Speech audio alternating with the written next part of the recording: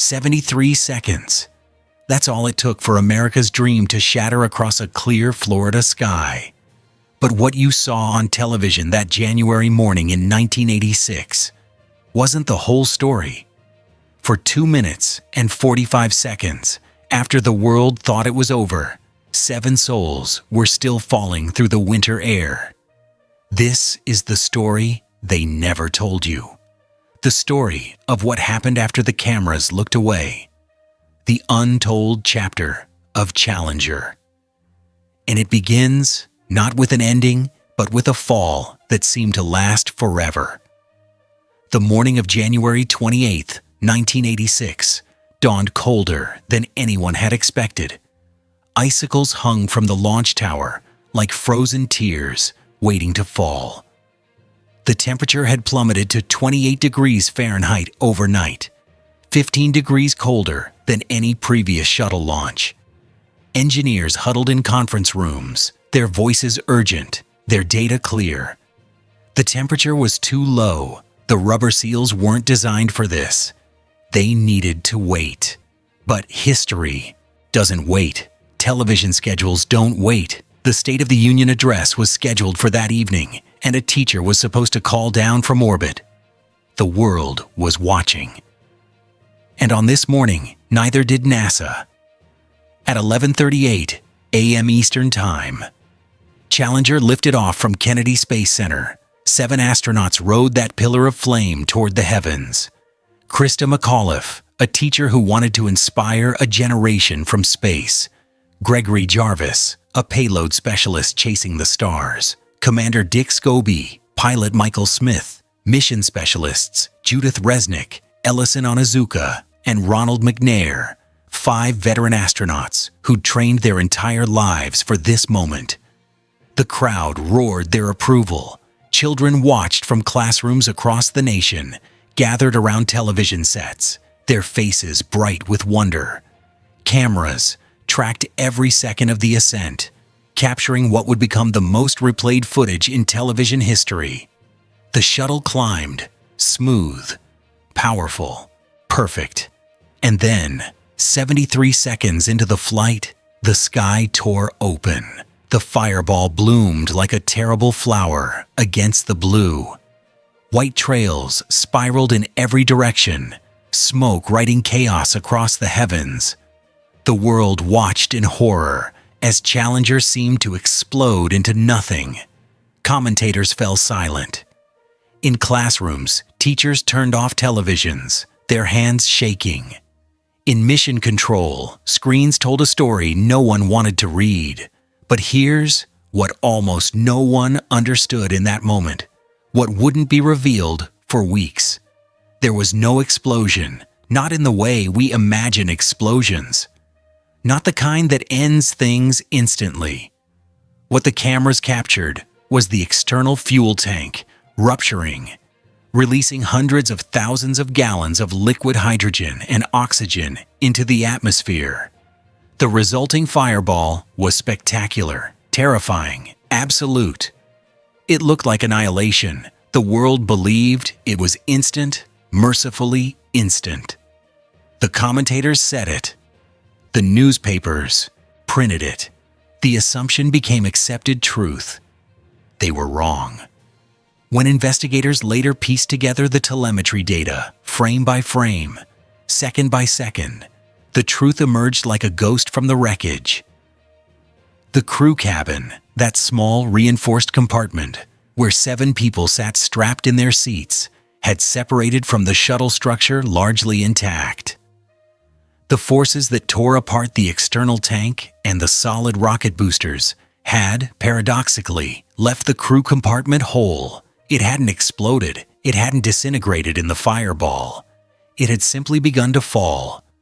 2 miles up, still climbing on residual momentum, the cabin arced over the top of its trajectory like a stone thrown skyward. Then gravity, patient and inevitable, took hold. For 165 seconds, nearly 3 minutes, the cabin descended toward the Atlantic Ocean, not spinning wildly out of control, not tumbling end over end in chaos, just falling through the clear morning air, a silent capsule against the winter sky. When the recovery teams found the cabin weeks later, embedded 40 feet into the ocean floor, they discovered something that would haunt the investigation forever. Something that suggested a truth more terrible than any explosion could have been. 3 of the 4 emergency air packs, personal egress air packs, or PELPAs, had been activated. These weren't automatic systems that triggered on impact or decompression. They required conscious, human action, hands reaching across bodies, switches being turned, survival protocols being followed even as the Earth rushed up to meet them at terminal velocity. The cabin had maintained enough structural integrity during the fall to preserve evidence. The seats still in their positions. The control panels, switches, frozen in their final configurations. Personal effects, photographs, mission patches, the small tokens astronauts carry with them. And in that preservation, investigators found a narrative written in silent, devastating details. Someone had time to think, time to act, time to follow training, time to know. The evidence suggested the cabin had depressurized, probably rapidly. In the initial breakup, the crew would have had only seconds of useful consciousness without supplemental oxygen. But those emergency air packs changed the timeline. They provided breathable air. They extended consciousness. They meant that at least 3 people, possibly more, had the clarity of mind to activate emergency procedures. The impact with the ocean came at approximately 200 miles per hour. At that speed, water might as well be concrete. The deceleration was measured in milliseconds. No one could have survived it. No safety system, no training, no preparation could protect against that final, crushing instant. But before that last second, during that endless fall through the Florida sky, during those 165 seconds that must have felt like hours, at least some of them knew. They knew they were falling.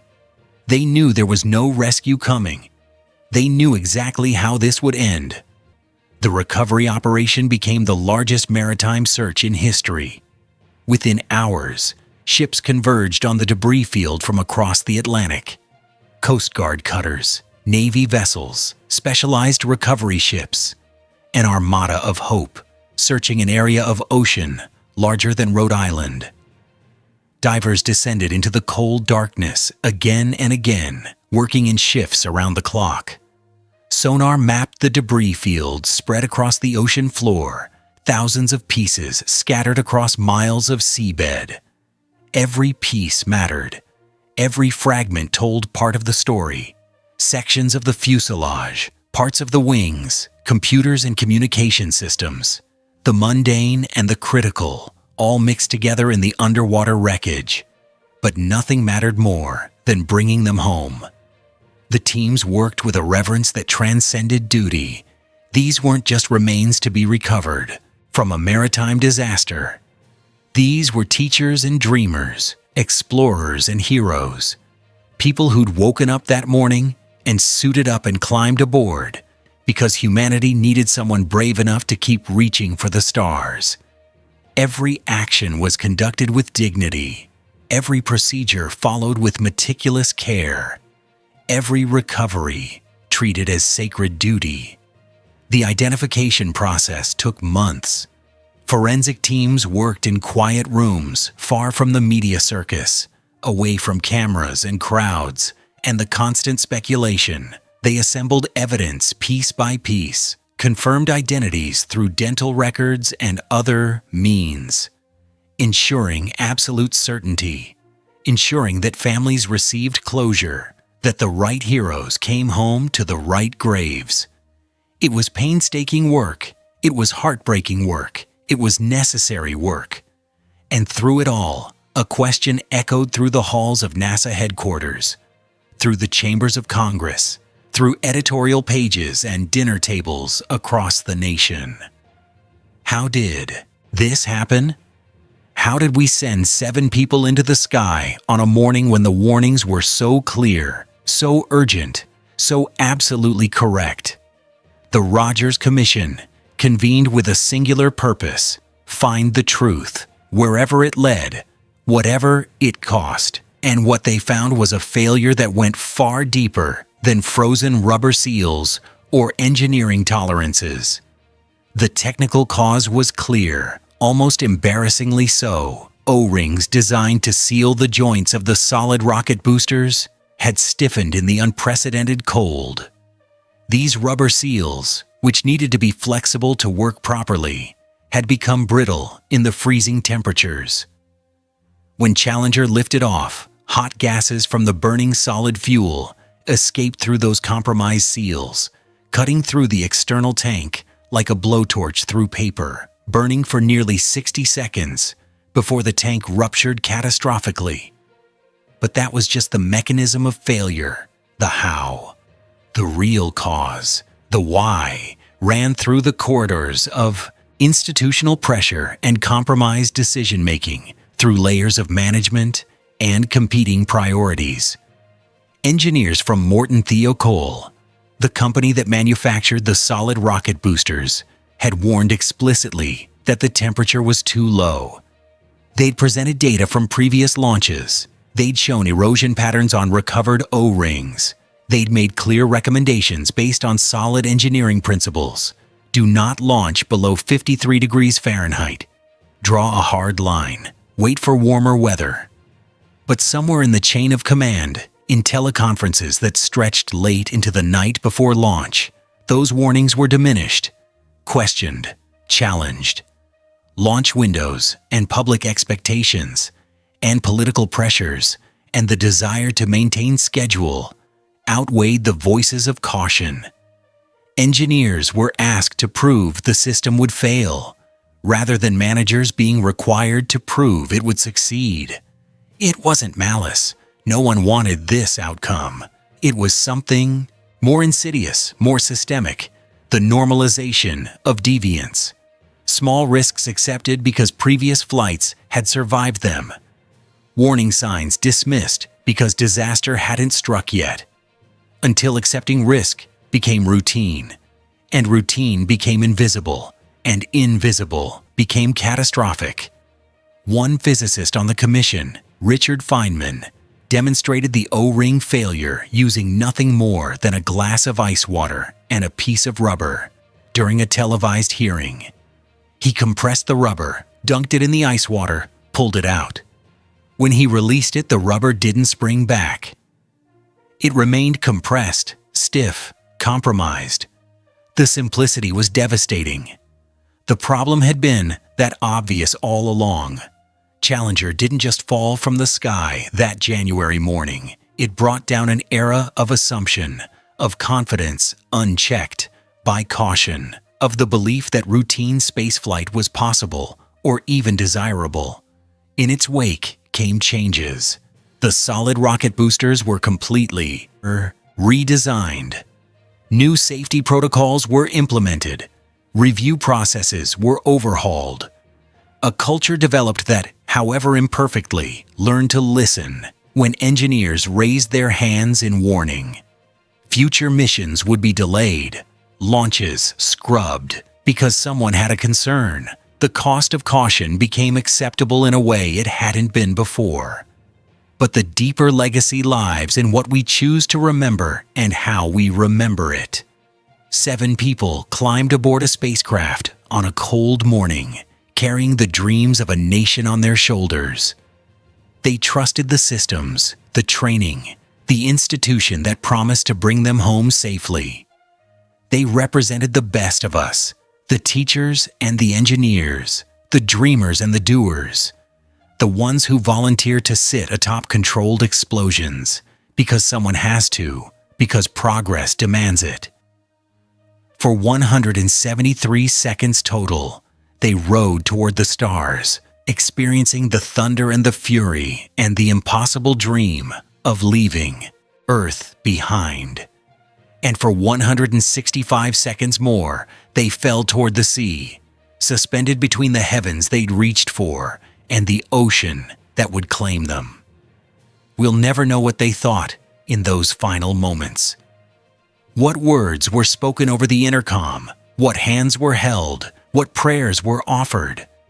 Some things remain private even in the glare of history's spotlight, and perhaps that's as it should be.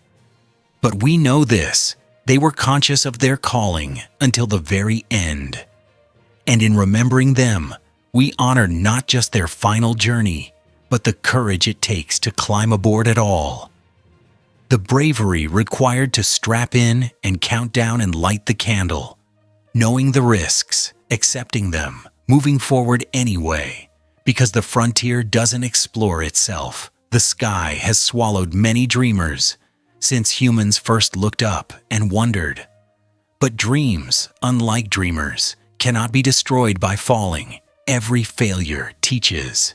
Every loss clarifies. Every sacrifice adds weight to the achievements that follow.